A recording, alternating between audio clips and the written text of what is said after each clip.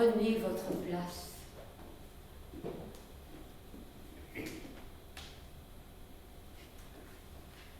On veut, sur vos soupçons, que je vous satisfasse. J'ignore de quel crime on a pu me noircir. De tous ceux que j'ai faits, je vais vous éclaircir. Vous régnez. Vous savez combien votre naissance entre l'Empire et vous avait mis de distance. Quand de Britannicus, la mère condamnée, laissa de Claudius disputer l'aîné, je souhaitais son lit, dans la seule pensée de vous laisser au trône où je serais placé.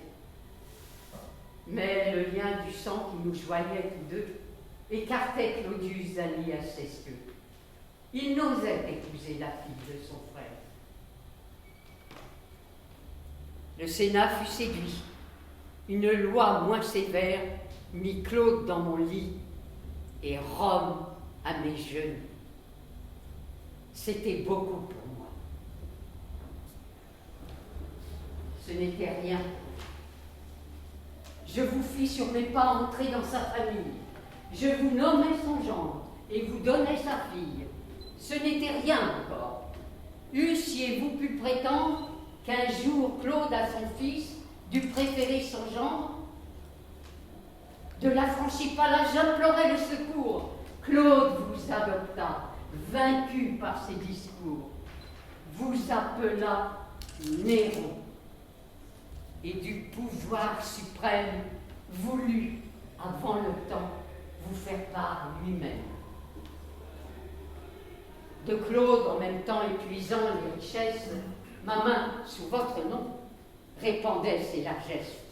Les spectacles, les dons, invincibles à pas, vous attiraient les cœurs du peuple et des soldats.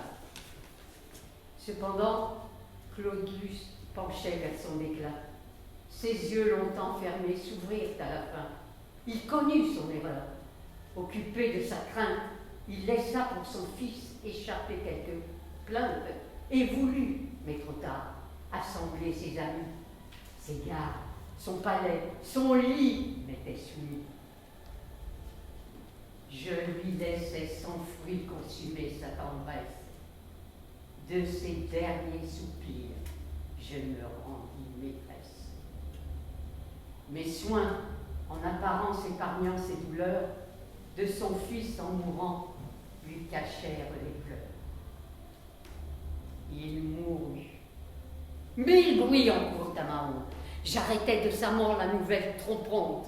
Par mes ordres trompeurs, tout le peuple excité du prince déjà mort demandait la santé.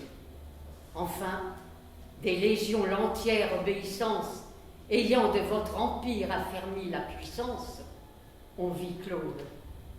Et le peuple, étonné de son sort, apprit en même temps votre règne et sa mort.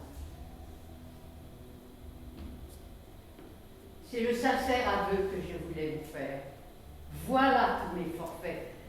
En voici le salaire.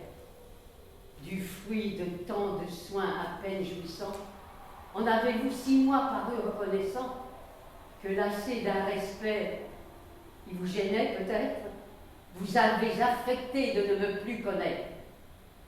Et lorsque vos mépris, excitant mes murmures, je vous ai demandé raison de tant d'injures, seul recours d'un ingrat qui se voit confondu, par de nouveaux affronts vous m'avez répondu.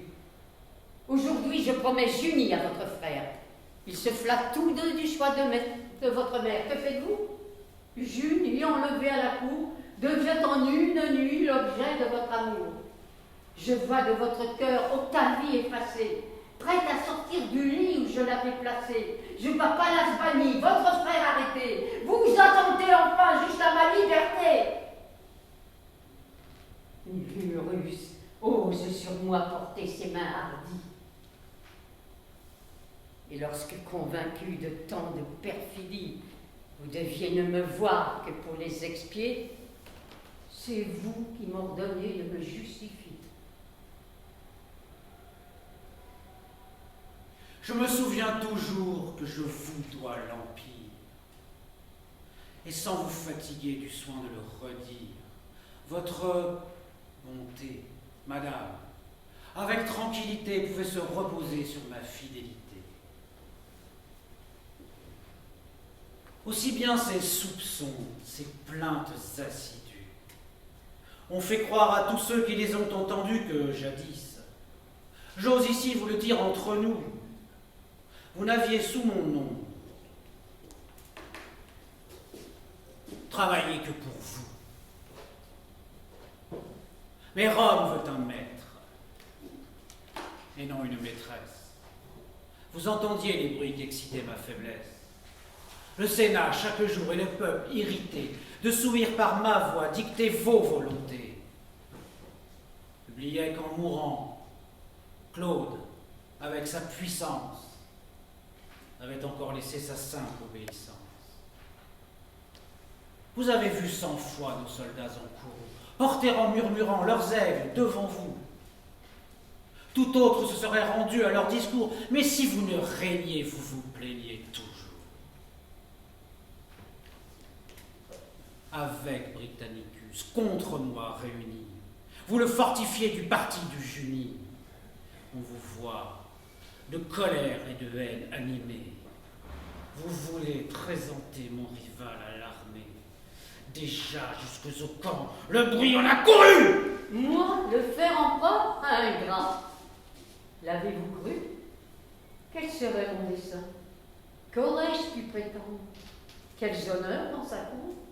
Quel rang pourrais-je attendre? Vous ne me trompez point, je vois tous vos détours.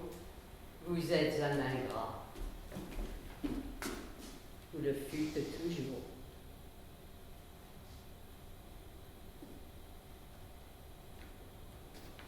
Dès vos plus jeunes ans, mes soins et mes tendresses n'ont arraché de vous que de feintes caresses. Rien ne vous a pu vaincre, et votre dureté aurait dû dans son cours arrêter ma bonté. Que je suis malheureuse, et par quelle infortune faut-il que tous mes soins me rendent importune? Je n'ai qu'un fils, ô ciel qui m'entends aujourd'hui. T'ai-je fait quelques vœux qui ne fussent que pour lui? Remords, crainte, péril, rien ne m'a retenu. J'ai vaincu ces mépris. J'ai détourné ma vue des malheurs qui dès lors me furent annoncés. J'ai fait ce que j'ai pu. Vous régnez, c'est assez.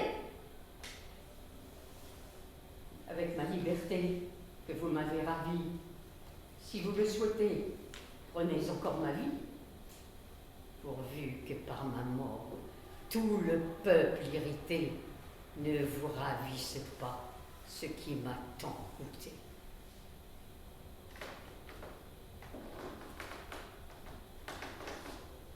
Eh bien donc, prononcez. Que voulez-vous qu'on fasse? De mes accusateurs on punisse l'audace. Que de Britannicus on calme le courroux.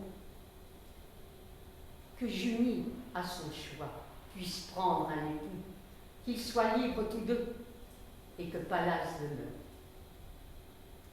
Que vous me permettiez de vous voir à toute heure. Que ce même Burrus qui nous vient écouter, à votre porte enfin, n'ose plus m'arrêter.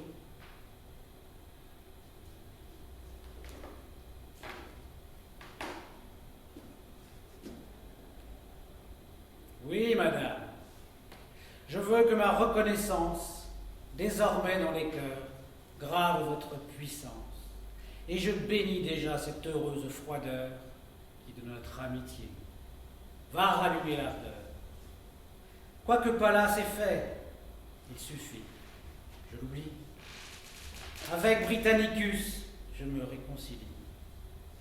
Et quant à cet amour qui nous a séparés, je vous fais notre arbitre, et vous nous jugerez. Allez donc, et portez cette joie à mon frère.